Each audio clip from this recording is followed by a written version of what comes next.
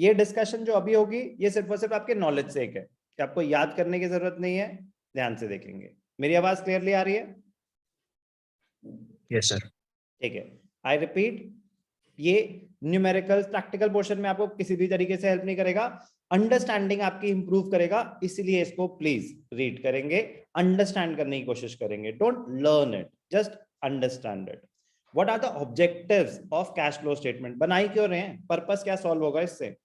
Number one, to determine the sources receipts of cash and cash equivalents under operating, investing and financing.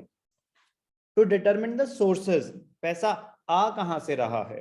To determine the applications, आप खर्चा कर कहां रहे हैं। 11th में हम कैश बुक बनाते थे, कैश बुक में भी तो आते थे रिसीट्स एंड पेमेंट्स, तो कैश बुक में दिख तो रहा था Rama? Yes sir. Cash book में debit side, debit what comes in, receipts आती थी डेबिट साइड पे, क्रेडिट साइड पे पेमेंट्स आती थी, कैश का कॉलम भी होता था, बैंक का कॉलम भी होता था। तो कैश बुक हमें रिसीट्स एंड पेमेंट्स दिखा तो रही थी, inflows and outflows of cash and cash equivalents, yes और नो? Yes sir. तो वो पर्पस तो वहां सॉल्व हो रहा था, यहाँ पे अलग क्या होगा?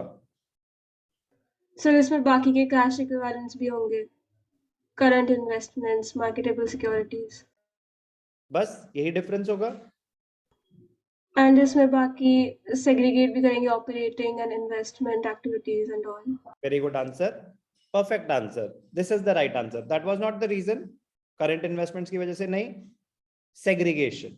कह रहे यहाँ पे हमें ये पता चल रहा है, कह रहे वहां तो ये पता चल रहा था कि हाँ इतने आए इतने गए, स्टार्टिंग में कैश बैंक इतना था, एंड में इतना था, ओके। कह रहे भाई साहब इसमें अच्छा बताओ बिजनेस से कितना आया, तो दिख रहा है कैश बुक में, या आपको मेहनत करनी पड़ेगी?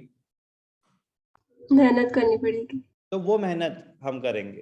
कह रहे हम सेग्रीगेट करके आपको देंगे, ऑपरेशंस बिजनेस एक्टिविटीज से कितना आया, फाइनेंसिंग एक्टिविटीज से कितना आया, इन्वेस्टिंग एक्टिविटीज से कितना आया।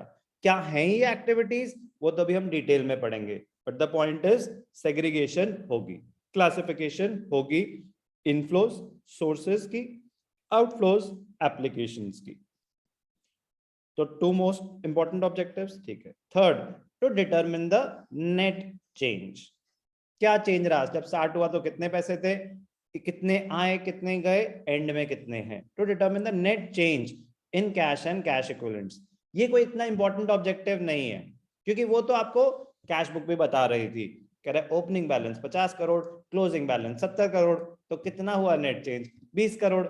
तो उसमें हमें कोई इतनी डिटेल्ड एनालिसिस की जरूरत नहीं थी। तो मोस्ट इंपॉर्टेंट ऑब्जेक्टिव्स क्या बचे फिर?